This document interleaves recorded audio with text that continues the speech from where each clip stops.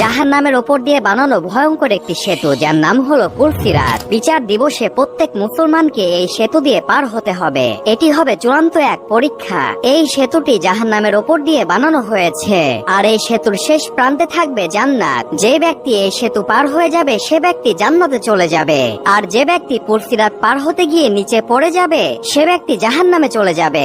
সেই দিন মানুষ এই সেতু পার হবে তার ইমানের শক্তিতে ও আমলের ভিত্তিতে। দুনিয়ার জীবনে যে যত বেশি আমল করবে তারা খুব সহজেই এই সেতু পার হয়ে যাবে। মুমিন ব্যক্তিরা এই সেতু আলোর গতিতে পার হয়ে যাবে। আবার কিছু মুমিন ব্যক্তিকে ফেরেশতা এসে নিজ হাতে সাহায্য করে পার করে নিয়ে যাবে।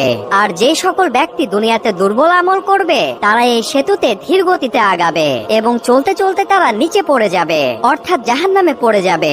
একবার চিন্তা করে দেখুন, আপনি এমন একটি ব্রিজ পার হচ্ছেন যার নিচে জাহান্নামের আগুন দাউ দাউ করে জ্বলছে। এই দৃশ্যটা কতটা ভয়।